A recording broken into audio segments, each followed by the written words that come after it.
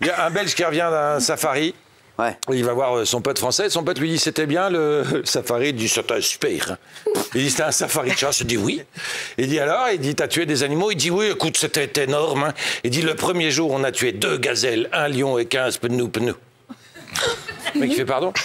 Il dit, il dit bon et le deuxième jour il dit le deuxième jour on a tué 1 éléphant, 1 lion et 35 penous.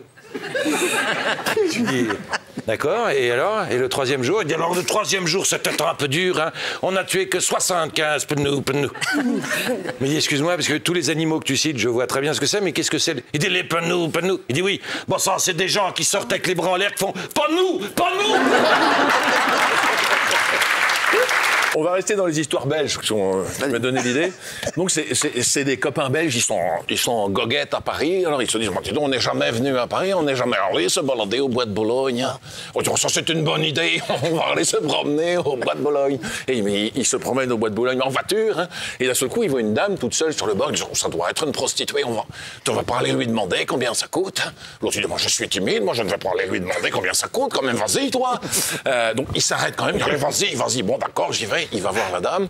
Il dit alors, madame, je voudrais savoir, je suis avec des amis, je voudrais savoir combien ça coûte.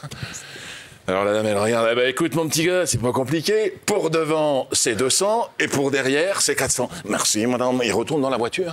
Il s'installe dans la voiture et puis il dit à ses copains, je suis très embêté, les gars, parce que la dame, elle m'a dit que pour nous qui sommes devant, c'est 200, mais pour vous autres, qui êtes derrière, c'est 400. 4 mecs qui parlent, tu sais, ils sont pas juifs, ça fait rien ou pas? Non, c'est pas Et ni belges, ni... Ils sont pas arabes? Non, ils sont pas arabes. Et donc, ils parlent comme ça, entre eux.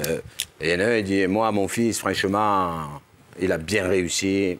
Franchement, il gagne des sous.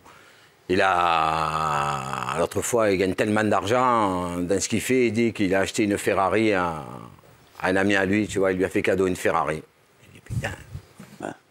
Le deuxième, il dit, moi aussi, moi, mon fils, franchement, il a bien réussi. Ah là, franchement, il a réussi. Là, tu vois, il a des agences immobilières de partout, dans l'immobilier, il a des villas, des maisons. Il a tellement réussi que l'autre fois, un ami à lui, il lui a fait cadeau une villa comme ça. Il lui a dit, tiens, son ami, prends la villa. Putain. L'autre, il dit, moi, mon fils, il est dans la bourse, dans la finance. Tellement il a réussi. Il lui a fait cadeau à un ami à lui, un portefeuille boursier de millions d'euros, il lui a fait cadeau. Il dit, et toi, ton fils? Il dit, moi, mon fils, il dit, ben voilà, il dit, il est gay, il travaille la nuit, dans les boîtes de nuit, il fait du pole dance, tout ça, tout va bien, voilà. En plus, franchement, au lit, il doit être drôlement bon, hein, parce qu'il a un ami à lui qui lui a fait cadeau une Ferrari, un ami à lui qui lui a fait cadeau Regarde, non, ça me rappelle une autre, c'est un gars qui croise son pote dans la rue, il croise son pote et son pote est en sang, il est griffé de partout, il lui manque qu'une dent, il les fracasse, la chemise est déchirée. Il dit, mais frérot, qu'est-ce qui t'arrive? C'est quoi? Qu'est-ce qui se passe? Il dit, écoute, on vient d'enterrer ma belle-mère, là. Il dit, mais pourquoi tu es dans cet état? Il dit, elle voulait pas.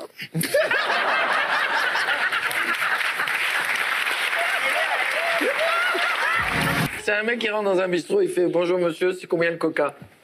Le type, il fait « C'est 5 €. » Il fait « Très bien, donnez-moi un coca. » Le barman, il fait « Donnez-moi 10 €.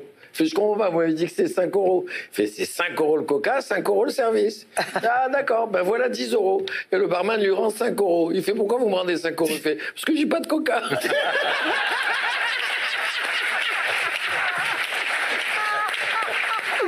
Maurice qui croise David dans le sentier qui lui dit, dis-moi, Maurice, j'ai un prix, il paraît ton magasin, il a brûlé. L'autre, tu fais, chut, c'est la semaine prochaine.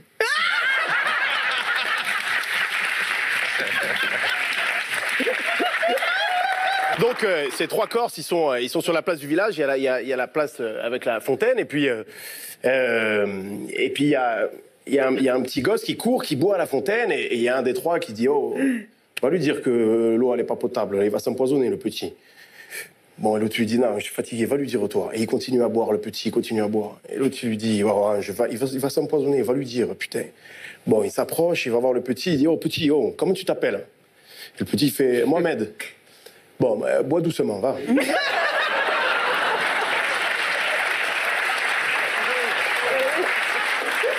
C'est un mec qui rentre dans un bar avec un perroquet sur l'épaule. Encore? Et il arrive et il dit, je voudrais un whisky, s'il vous plaît. Et le perroquet à côté, et moi, ça serait un coca. Toi, tu fermes ta gueule.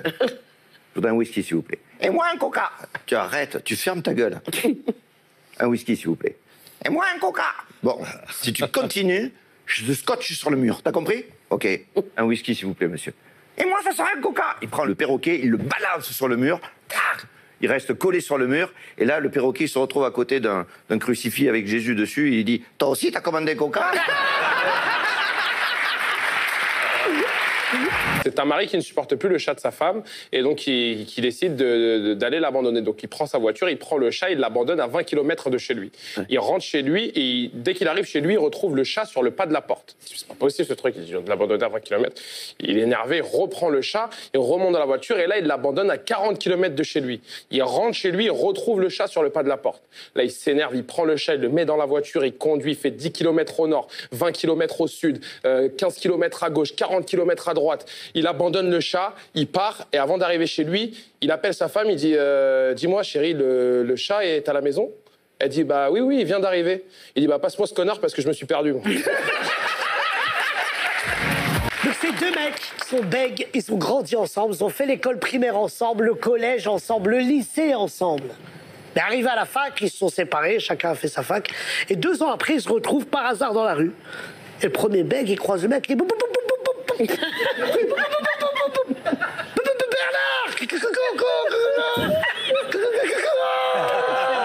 Comment tu vas? Eh ben, je vais très bien. Non, mais oh! Tu peux bébé. Tu bégayes plus? Il dit, mais non, je bégaye plus. Ça y est, c'est l'ancien temps. C'est comment t'as fait? Elle lui dit, bah, c'est simple. J'ai été voir un marabout. Il dit, mais marabout? Comment ça? Elle dure 2 jours là-bas. Comment ça, marabout? Elle dit, t'inquiète pas, tu veux parler normalement comme moi? Elle lui dit, bien sûr. Il dit, écoute, il lui donne l'adresse. Il dit, tu vas. T'appelles pas, parce que comme t'es bec, t'as pas le forfait, toi, ça va durer 2 jours. Vas-y directement. Il dit, non, je te remercie. Il dit, d'accord, il se serre la main, le bec, il y va.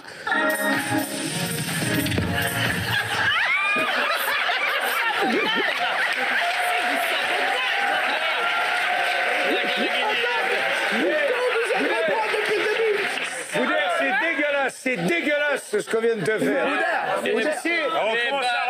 Il s'appelle. On commence, Boudère, on commence. Le mec qui bosse ici maintenant. Comment il s'appelle le mec qui a fait ça? Est-ce que t'as entendu parler de Pôle emploi? Boudère, reprends. Ah ouais, J'ai commencé à le dire. Reprends au début, Boudère. Non, je te dis, c'est le bec. Il dit, maintenant, je bosse là, tu vois.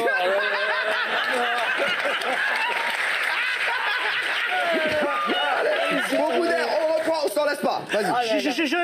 J'en étais où? Alors, Alors, le mec, il dit, mais tu parles. Non, tu veux que je raconte du début? Du début. reprends, il payait plus. Voilà, le gars, il dit, mais plus, il dit, écoute, je te donne l'adresse du marabout et t'y vas, t'inquiète pas, c'est pour moi, tu viens de ma part. Il dit, mais je peux pas l'appeler. Il dit, mais t'es malade, toi, tu vas l'appeler. Ça a duré 4 heures, t'as pas de forfait. Il dit, d'accord, je